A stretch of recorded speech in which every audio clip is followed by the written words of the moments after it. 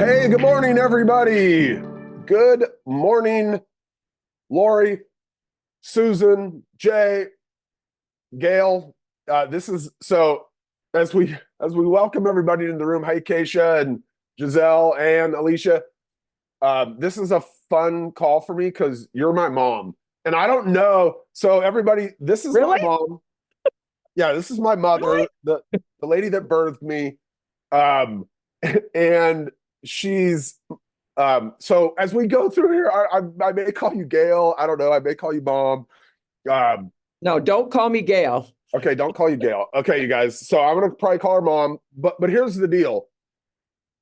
My mom, Gail, and we in our world, she's Granny Gail. Most people kind of affectionately we call her Granny Gail. And Granny Gail has a really awesome story, I think. Um, do you mind? I'm gonna maybe share your story, and you can correct me where I'm wrong. So Gail got started in real estate in like August of 2016, might have been August of 2016, and was a long ways away from like kind of brand new to real estate. So spent those first couple of months like getting used to our systems and getting training from 3 hours away. You had joined Ben Kinney's team in Bellingham before they really had expansion locations down where you're at. Is that correct? Yes, that is And correct.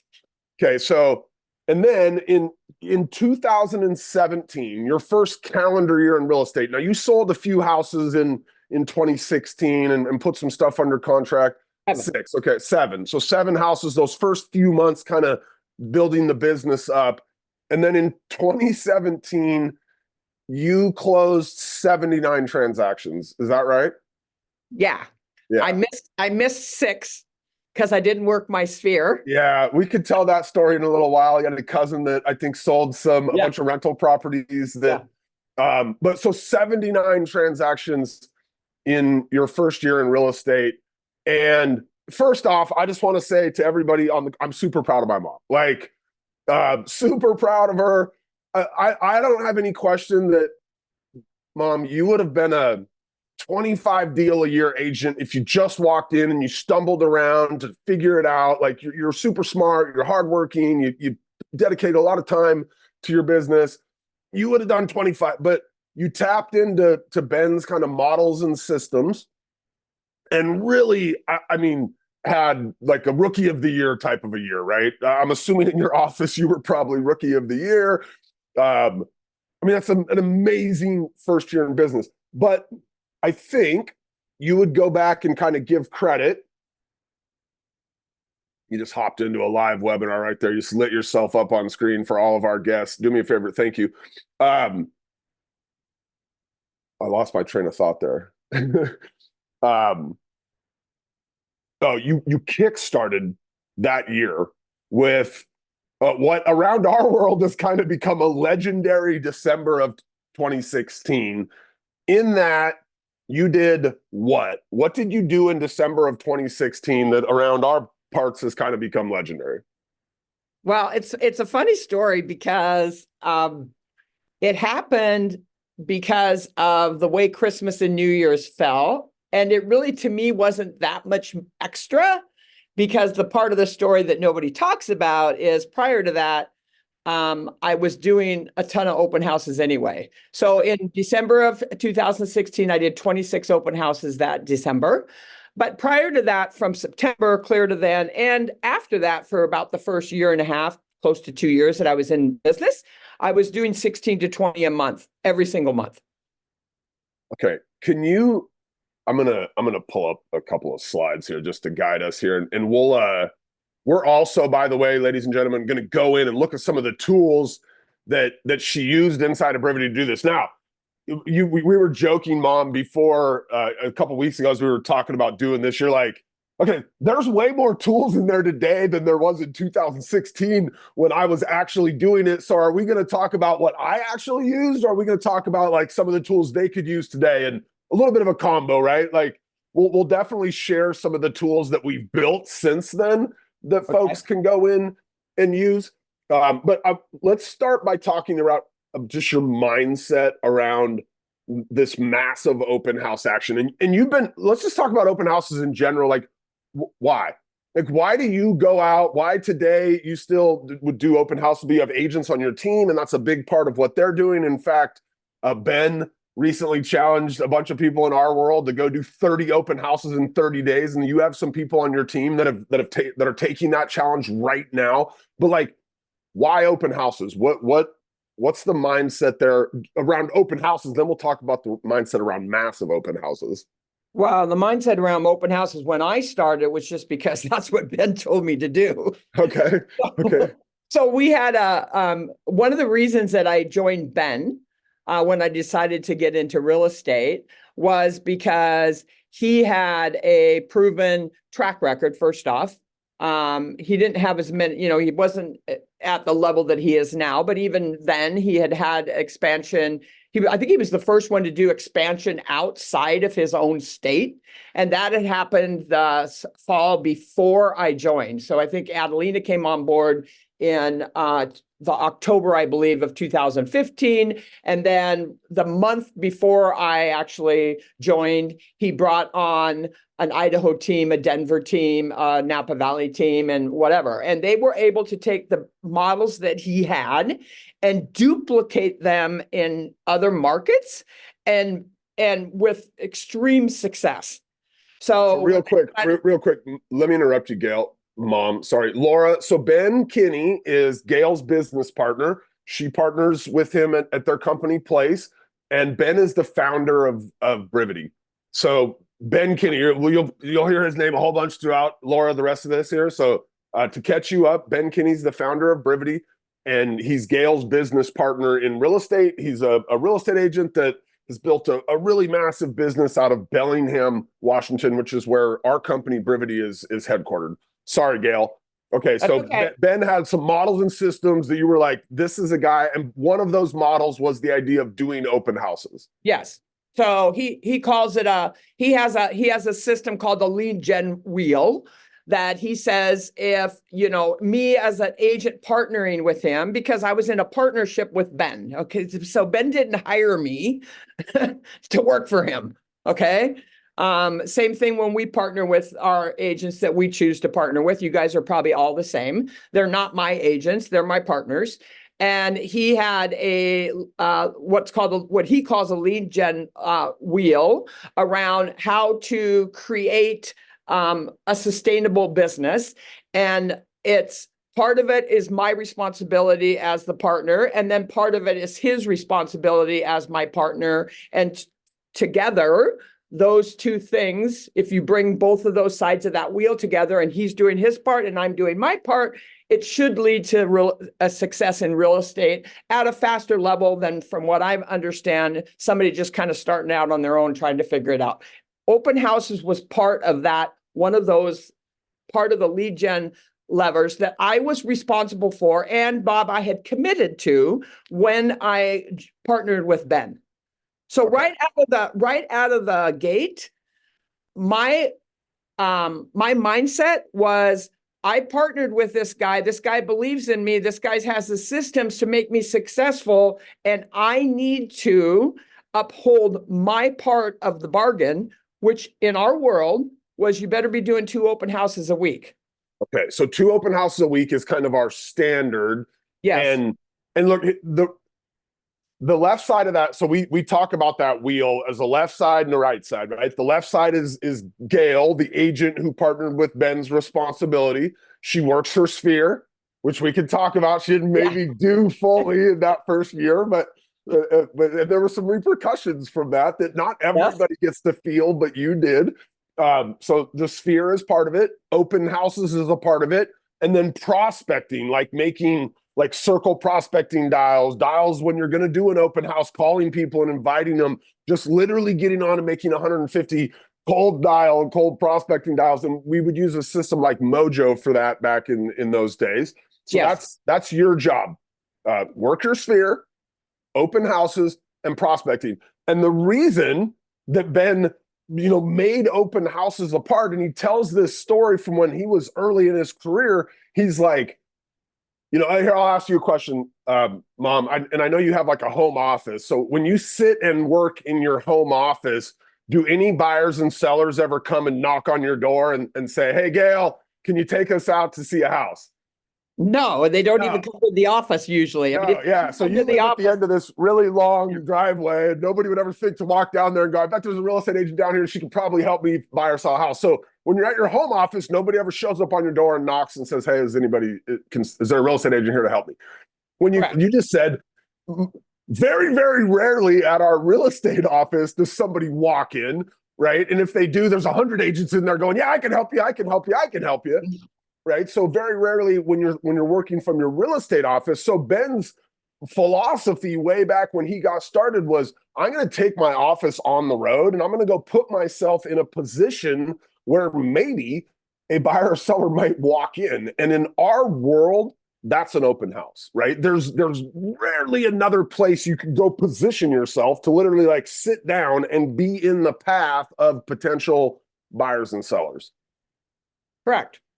Yeah. So look, and that's like, it's obvious when we say it, but how many of us go bury ourselves for 3 hours in our office when maybe there's a better approach? And so, okay, so you were already doing the model. You were doing 2 open houses a weekend, and then you said, okay, Christmas fell on it. It kind of set up in December. Talk for just a second about what you did that week between Christmas and New Year's. Okay. So what happened was Christmas fell that year on actually on a Sunday. So in December, so at the end of November, I'm looking at the December calendar and I went, oh crap. Christmas is on the weekend, which means Christmas Eve is on the weekend, which means New Year's is on the weekend, which means New Year's Eve is on the weekend. There goes my open houses. Yeah, I'm done. I'm not going to be able to. So I'm not going to be able to get I can't do open houses. Not going to be able to get in that particular year, there was 5 weekends. Okay. So I wouldn't be able to get my 20 open houses in. So I thought, now what am I going to do? So I just said, okay, wait a second. So the other thing is, everybody told me when I joined this business that November, December, and January were the slow months in our market. Okay. So, so I thought, well, I can do open houses like Friday, Saturday, Sunday, the weeks before. So I did like Friday, Saturday, Sunday, two every time. And then the week between, so I did like 16 on the weekends, with the Friday, Saturday, Sunday thing. And then on the week between Christmas and New Year's, I did 2 every single day. So I ended up doing 26 for the month. And that coupled with the 16 or 20 that I'd done in September, October, and November, just kind of like literally, it was like a flipping rocket ship. It just catapulted my business at this trajectory that just kind of never stopped. Because I didn't stop doing those. Even when I was doing the 79 deals that year, I continued to do that open house schedule for that entire year and a half, until I partnered with Ben at a different level and became an expansion partner of his and started my team. So I actually went into January that year with 12 pendings.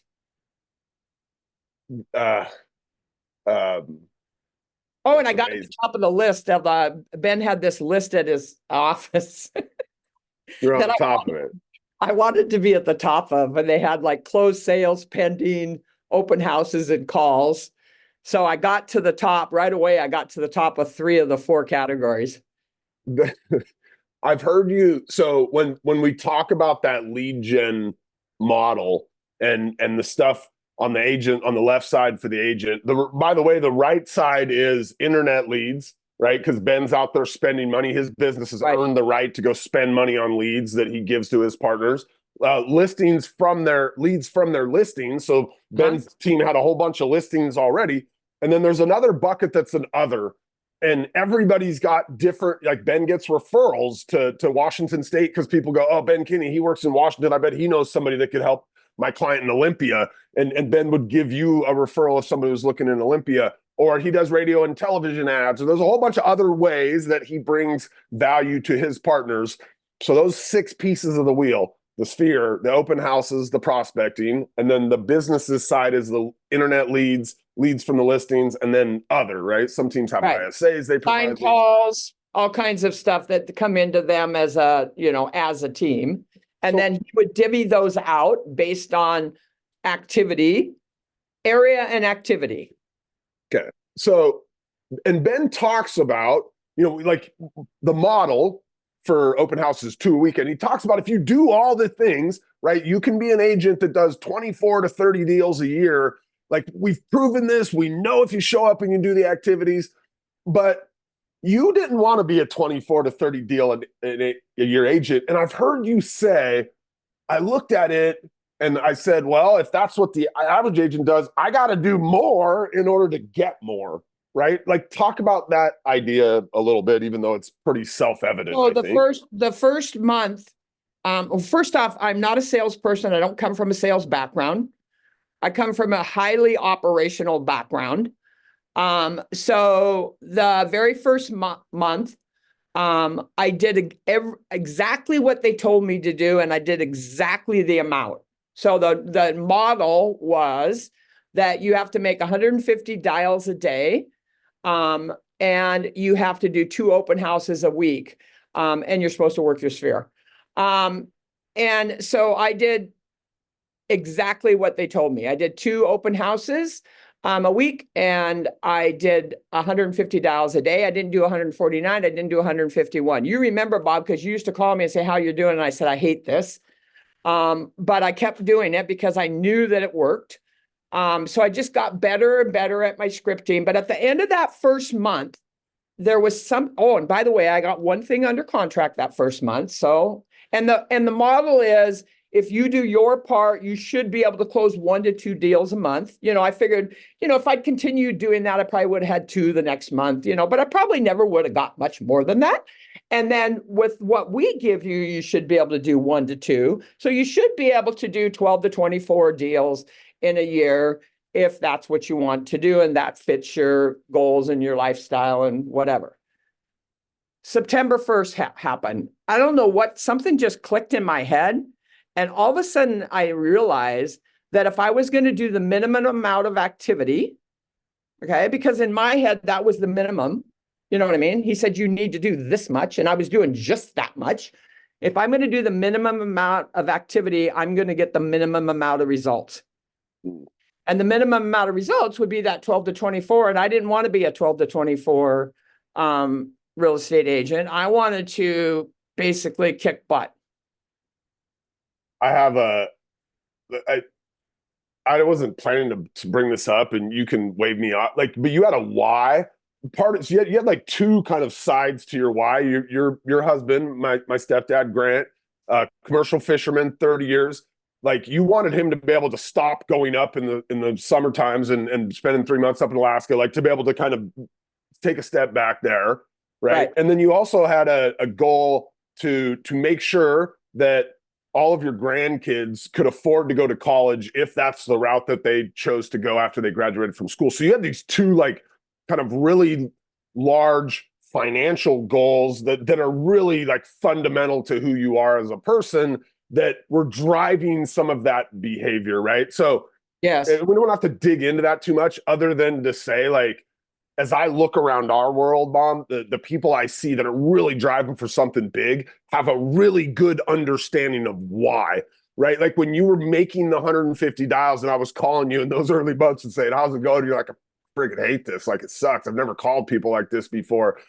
Like there was a lot of incentive to not get up tomorrow and do it. But because you were tapped into that why, you did believe and you saw there was evidence in our world back in those days of people doing the things and getting the results, right? So you were able to see that. But I think that why was a big piece of anchoring you back to being willing to go and do the work, even though you weren't, it wasn't something that you were super passionate about in those early days. Yeah, I mean, there was 2 reasons, to be honest. Well, 3 reasons. The 2 whys were the main reasons. But the other reason was I had actually, when Ben and I partnered, I had committed to Ben to follow his system. So that was all. And I'm a big, like, if I say I'm going to do something, I'm going to do it. So I'm not an excuse person. Like, I'm not going to come up with some flippant excuse of why I can't do it today. So it was a combination of wanting to do what you talked about, but also just my commitment to Ben as a person. and as he was my partner, and I had told him that I would do these things, and he promised some things to me in return for that, which he has done and continues to do to this day. So it was kind of two things, it was my commitment and then my big why. So what I hear there is if I run a team, I want to like partner with people that are accountable. Not that I have to hold accountable, right? That they just show up with accountability. Yeah. All right. So that's some of the mindset. Well, okay. So you're doing like an open house. What is the goal of an open house? Is it to get 10 leads? Is it to have 20 people come through? Like as you went into December and you've been doing this already, but like, what is your actual goal for like a given open house? Well, my goal of an open house is basically kind of twofold. You always hope that you're going to get that that one client that comes in that becomes an instant deal. But the bottom line is, it didn't take me very long to figure out that doesn't happen very often. My real goal of open houses was to basically get in relationship with people and build my business and build my database. So my true goal is, how many people can I meet at this open house? How many people can I get into my database and then can start to drip on and establish a relationship? Because even with open houses, there is those people that are pre-approved that are looking right now, but there's a lot of people that come into open houses that are in the very, very beginning stages, just kind of thinking about it. And those people are typically 12 to 18 months out, just like almost like an internet lead, Bob. Yeah. I've heard you say at one point, like that back in those days that you considered it a success if there was one family client person Absolutely. that came through there that you felt like you had a little bit of a connection with that would ultimately turn into a deal. Now, again, most people wish that they need it to be a deal this month or next month because they don't have a lot of business going on. And Ben said, if I just do some open houses, I'll get some business. But like you have this approach that said, if I just meet one person that I know one day is going to end up being a buyer and seller with me, that would be a success. Do you know, like from that December timeframe and those 26 open houses, like how many actual buyers and sellers that would go on to later sell came out of those activities in that month? I don't know the numbers, but here's what I can tell you: that most of my business now is repeat clients, client referrals, and agent referrals somewhat. Although most of my agent referrals that come into our team now actually go to my team. I don't keep those. But the majority are, probably 70% still are from that first year and a half of those open houses that I did, or the kind of my first business. But a lot of them came from the open houses. I have one client that we're getting ready to put her house on the market that I met at an open house, that we have bought and sold I've done 1, 2, 3, 4, 5, 6, 7, 8, 9. We're getting ready to do the 10th deal with her in the last 5 years. Don't ask me. She's never kept a house longer than a year. Anyway, and it's pushing these aren't cheap houses, by the way. We're pushing about $7 million in volume. This is, if I'm not mistaken, I think I've heard this story. This is like she's got some tech money somewhere in the family or something, right? No, that's a different one. Okay. That's Okay. a different one. Okay. All right. So the goal, we're looking to find like one connection that we make at that open house that would lead to business. Obviously, hopefully sooner, but normally it's later. And we'll talk in a minute about some of the tools that we might use to kind of nurture that person over the next 12 to 18 months. What are you guys doing? Like, what does it look? What's some of the things you do to like promote an open house? And how does that change if you were doing, 10 open houses in a week, like you did that 1 week? Well, here's the deal. If you think that you're going to be successful doing an open house just because you show up 2 minutes before the open house starts and you basically leave as soon as it's over, and that's it. And even if one person follows up, maybe you don't make a phone call to them till Monday, you're going to be sadly disappointed, because the open house itself is a small part of making it successful. So that has to be coupled with circle prospecting before. So calling around the neighborhood and trying to get people to come to it. And even if they don't come to it, letting them know it's there, having the conversation about real estate. Do you know anybody else in the neighborhood that may be looking to buy or sell? You know, that kind of stuff. Door knocking in the neighborhood is very important, which I used to door knock the day before because I usually didn't have time on the day of. So I would door knock the day before, the 2 days before. So Thursday, Friday for the Saturday, Sunday open houses. And then making sure that when you do have the open houses that you're following up immediately, which some of the stuff that we do now, Brivity kind of does for us. But even with Brivity kind of doing it for you, you know, the text message that goes out, the leads, the listing alert that gets set up or whatever, if you're not picking the phone up and calling those people and actually trying to make a better connection with them, you're not going to convert them. And then you're going to get the old attitude that, oh, open houses suck and they don't work and, you know, whatever.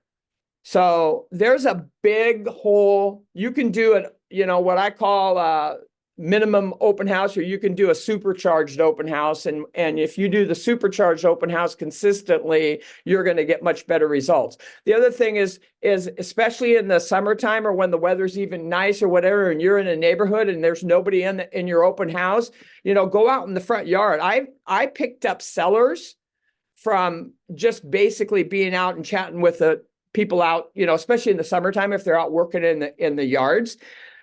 The other thing is, don't be afraid to do the same open house over and over and over again, because you will actually get sellers from that because they see you there day after day after day after day after day after day after day. And when they get ready to sell your house, they're going to pick up the phone and they're going to call you because they're like, man, that person, that guy or gal, they worked their butt off getting my neighbor's house sold. Yeah, I've seen a couple other neighbors' houses sell, and they were lucky they got one open house, and the guy had showed up 5 minutes before, and he was gone 5 minutes after. Like, yeah, yep. Okay, so so on location the day of, set the scene for me. Like you're not pulling up 5 minutes before and flying through and trying to get all the lights on by the time the first person shows up. Like you're getting out there early with signage. You guys like do the we get 10 signs out. Like, is that part of the routine? Kind of talk me through the day of.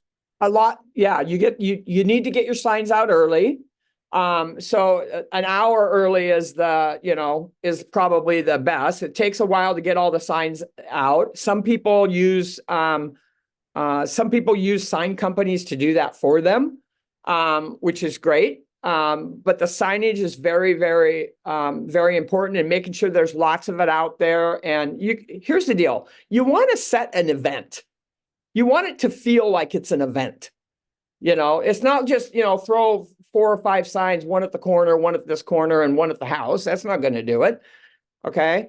You need to get there early and get prepared. You also need to know what is going on in the neighborhood around that open house. So if you're not doing an open house on your own listing, and even if you are doing it on your own listing, and I hate to say this, but there's a lot of agents that have listings and they don't know the local schools. They don't know the local park. They don't know, where's the closest place to grab something to eat. I mean, they don't know anything about the neighborhood. So it's up to you to make sure that you're studying all that. So when somebody comes in and asks you those questions, you actually can answer them.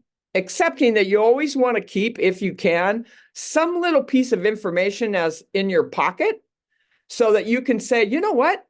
I'm not sure of the answer to that. Let me get back to you on that. And then you can double check and make sure that the phone number that they actually put on the thing when they came in is actually the correct one and not some, bogus one that they just wrote down. Yeah. What do you say to them when they walk in the door? The same thing to Ben. Hey, Bob. Hi, I'm Gail. What's your name? Oh, Bob. Oh, Bob, you know what? We find that people come to open houses for one of two reasons.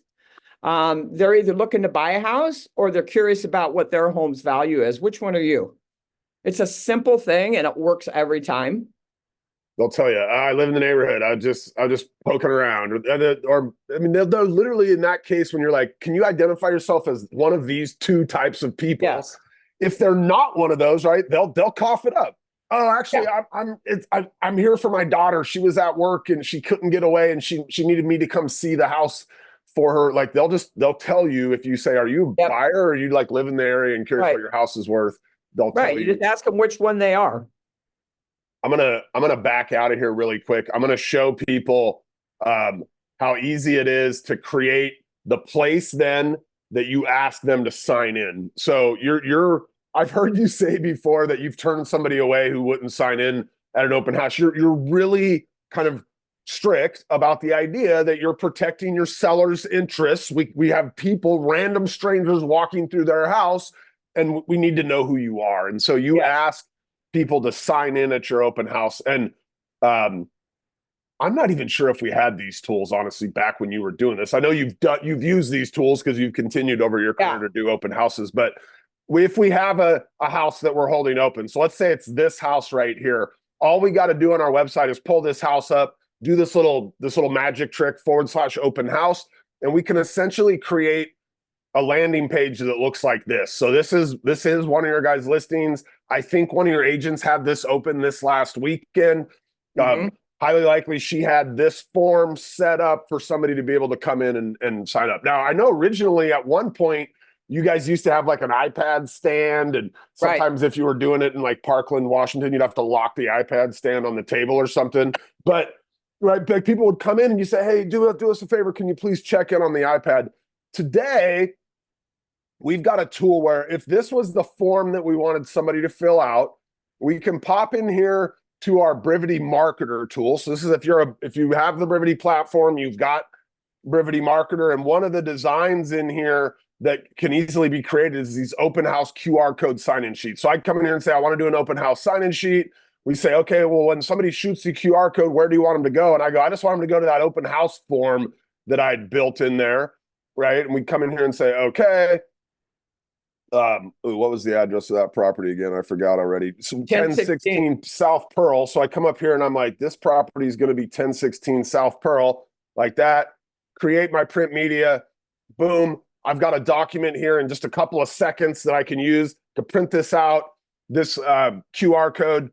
Oh, that's a little bit more than a couple seconds, isn't it? That QR code can now go up. Right, I put one on the front door. I put one in a little plexiglass thing on the kitchen counter. I put one at the bathroom door as they're touring through the house. I just want to make sure that people get signed in. Now, one of the ways you guys know people get signed in is when you're out there on location, you've got your Brivity Go app in your pocket, and that app, when you get a new lead, will ping you. So if somebody comes into that house and they walk through and they fake shoot the QR code and you didn't never get a lead in your pocket, right? You're going to say to them, hey, I saw you shoot it, but could you do me a favor and just fill that form out so that we can make sure that we have a record of who came through the house. Now, when they fill this form out, you guys, what's going to happen? It's, they're going to enter their details. About 85% of people are going to leave this little thing checked right here. It says, get emailed similar properties when they hit the market. And so as the leads themselves come into our database, and these are some leads from your agents from over the weekend. You can see these leads from 3-3. They were in here doing their open houses just on Saturday, right? We can see this lead. It came in. It's tagged open house. It has the address of the property that she hosted open. As I come into one of these leads here, this is one of those open house leads that Brian generated. We know where he did that open house. It was right out here on this property in Auburn at 499. And we can see here as this lead came in, few things happened on it. They got a listing alert set up automatically. Brian didn't do this. Like, the person was at his open house. They filled the form out probably after shooting the QR code. They came into his database.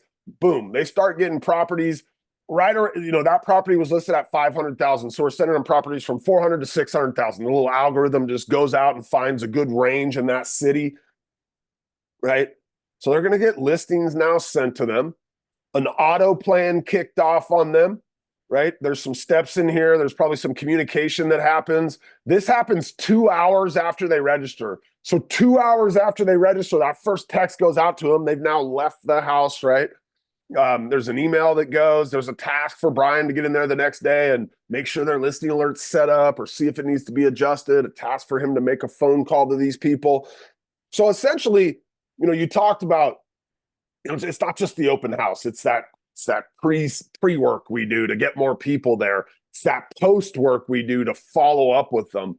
Today, and I know this has come a long ways, Mom. You were having to do some of this yourself back in 2016, right? But we've got a lot of this automated today. The listing alert, Gail used to have to come back and set that up. The auto plan, she used to have to come in here and trigger that thing probably at a couple hours after her open house. These things are all happening automatically. So obviously Brian's in here making the phone calls, but most of everything else that's happened communication-wise on this has been triggered or fired off automatically, simply based on the fact that we use the tool that we have back here as they come into our open house. I'm going to take a little bit of a tour through a couple of other tools that you may, some of these you didn't have, so you couldn't leverage them then, but you guys do now. One is the lead campaigns that we have in the back of Brivity Marketer. Now, I've been through, you're my mom, you know this. I've been in real estate a long time. I've been doing this about 22 years now, and we've been through a few cycles of lead generation. The first cycle, online anyway, the first cycle was a thing called Overture, which if anybody was around on the internet before Google, in order to get your things into the search engines back then, those search engines were places like AOL, Ask Jeeves, Yahoo was the kind of dominant one back then before Google. You did a paid submission, and when we started doing that, we could get leads for $1, and then they were $5, and then they were 10, and then they were 20, and then Google came along, and we got really good at Google leads, and we could get Google leads for $1.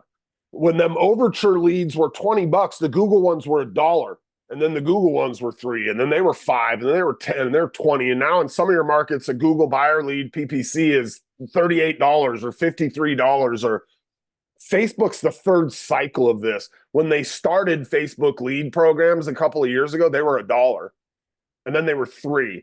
Right now, they're right around that $3 to $5 range. You can get really good Facebook leads. If you go out using the Brivity Facebook tool that can be found back here in Brivity Marketer.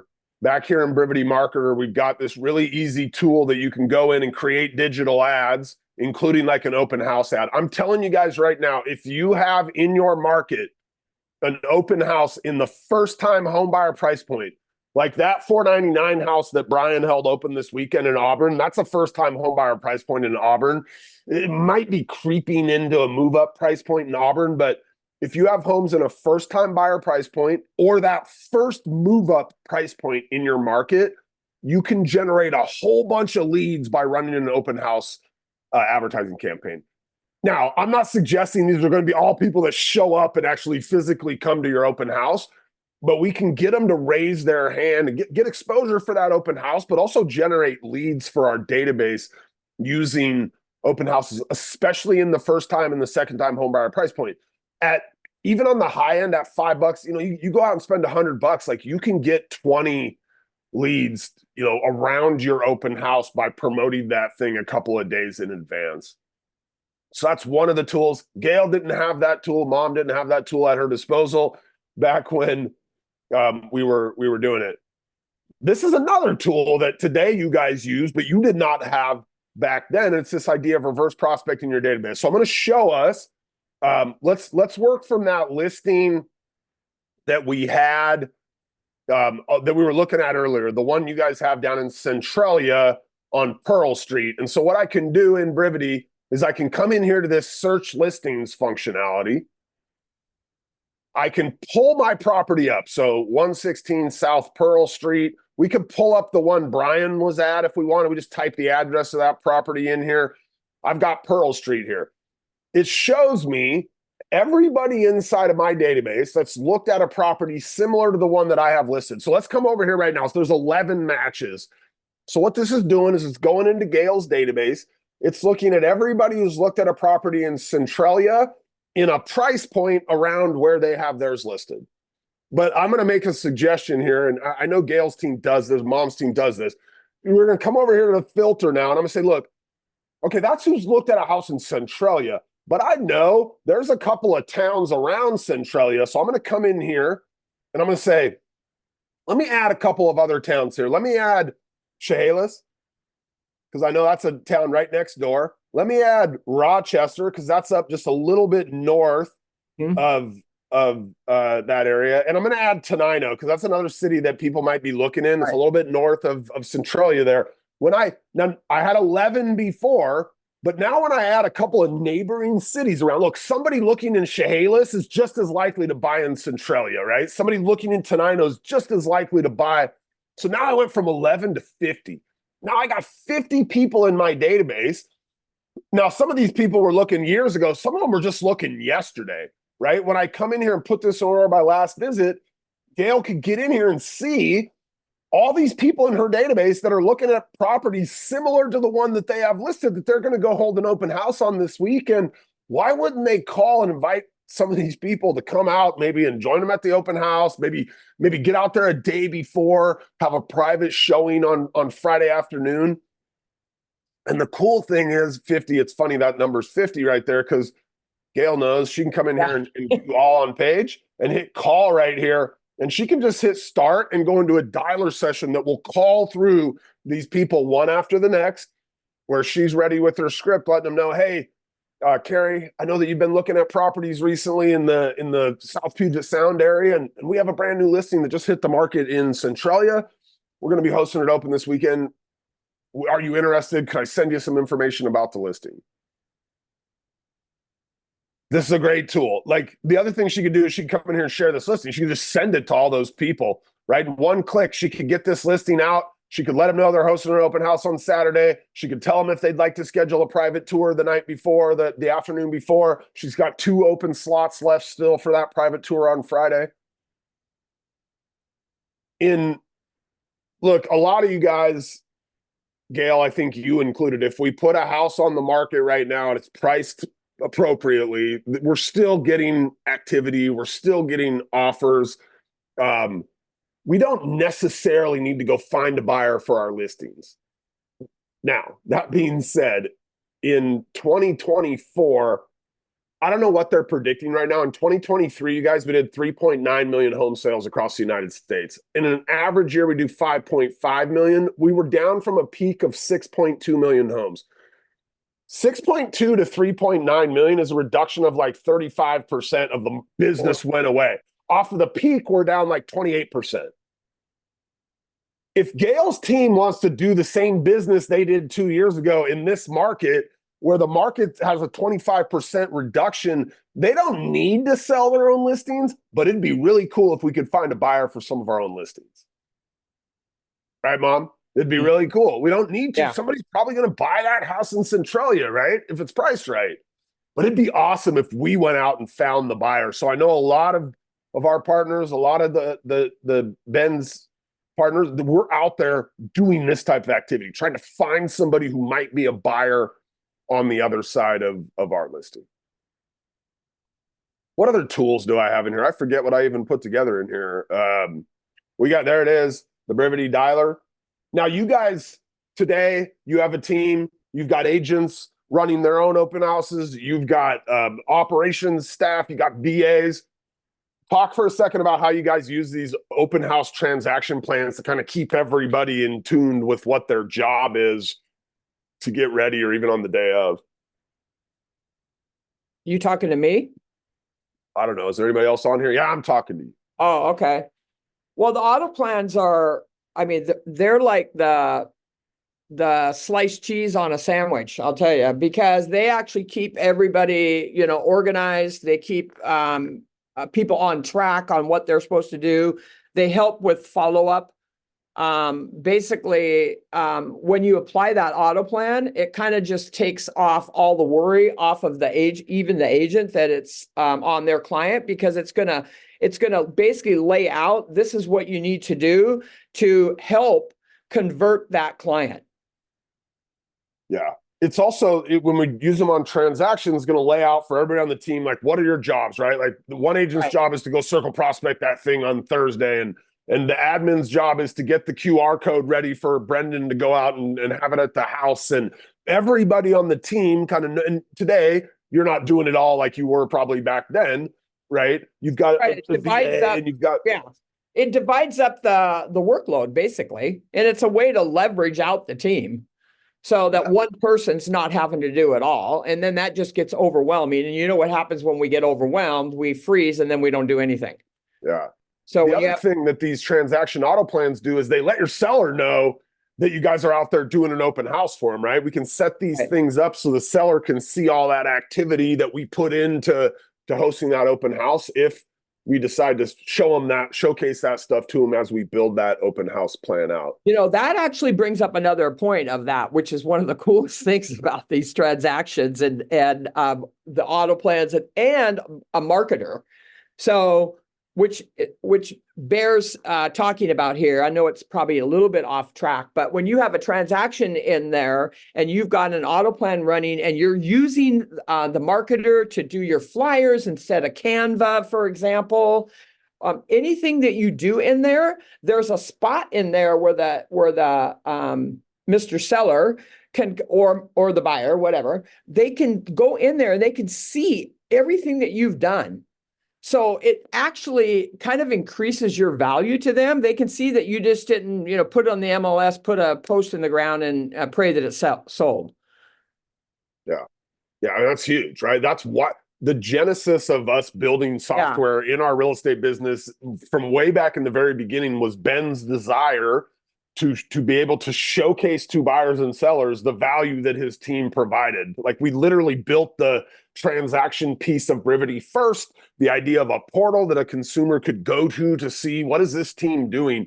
And he did it because he wanted to create transparency for the consumer, but also a consistent experience. Like, when you guys execute an open house today, there's some consistency in how you do it, because all the roles and responsibilities and the jobs and the tasks are laid out so that, like, each time we do an open house, there's going to be this consistent approach for my seller. Right. And our clients can see it. They can go right in there. They can bring it up. They can see it. They can see the, hits on Zillow. They can see, everything. It's amazing.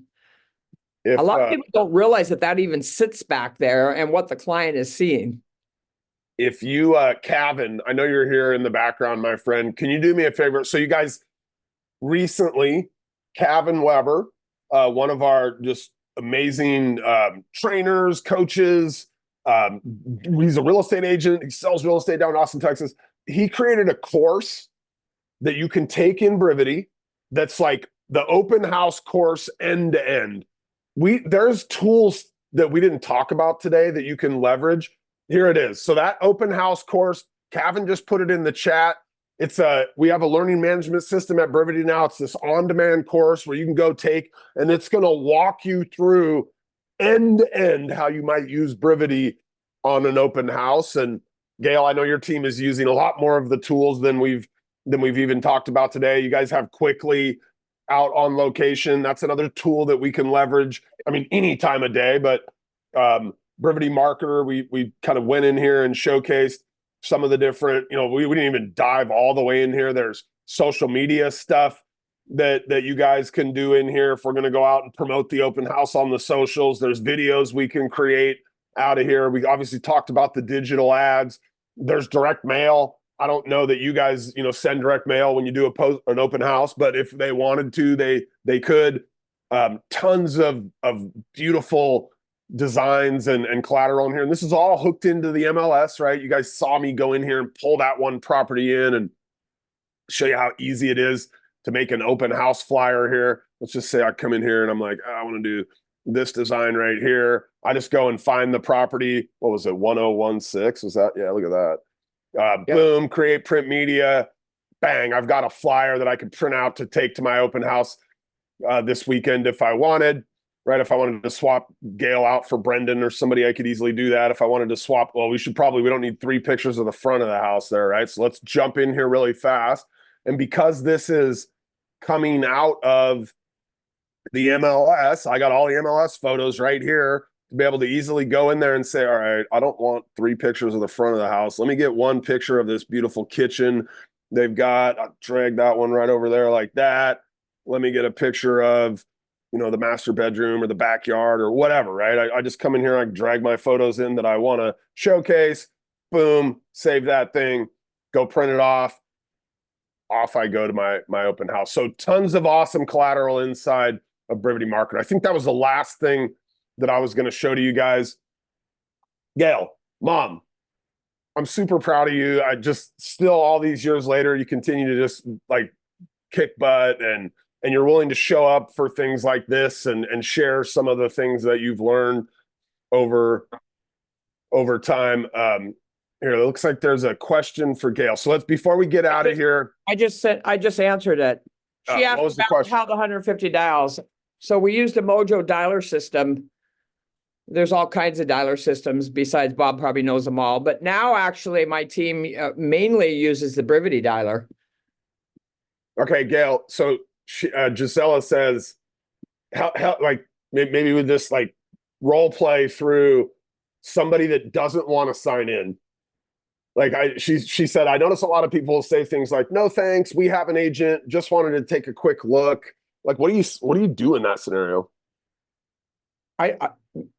Well, first off, I have a side that I actually have for my agents. My agents think it's too brutal, so they don't use it. But I used to have it actually on a chalkboard, and it said, and here during COVID, it was easy. Okay, so that kind of changed a little bit of things, but I've always just said, so my sign said, and I would just tell people this too. My sign said that the sellers has requested for everybody to sign into the open house so they know who's come through their home. If you prefer not to sign in, no problem. You can you have 2 choices. You can either leave and get your agent to show you later, or you can make an appointment with me to show it later. And I would just literally tell them, I'm sorry, but I can't let you come in. Gisela, it's a security thing. It's very, Bob, I probably only ever had maybe 2 people that, said, well, then we're leaving, whatever. You probably didn't want to work with those people anyway. Yeah, those people, it sounds brutal, Gisela, it is, right? But like, think about it. Like Ben would say, oh, you got these people just walking through your seller's house. They're opening drawers and looking in the cabinets for medicine. Like, we don't know who these people are coming into the house. So yeah, like you're there as representing the seller and you're protecting their best interest. And look, I will also tell you guys, my mom is super blunt. Like, she is one of those, Gisela, I don't know that I'd be able to deliver it with the conviction that Gail does, but Laura, you said that, what about the FCC rules with calling? On the Mojo side of things, they scrub against the do not call list, so you're kind of protected there. On the Brivity side, like those people that had been on our website, that in terms of calling them, when they signed up on our website and gave us their phone number, they gave us permission to call them. So on that side of things, she's covered by the terms of service from when they registered on her website originally.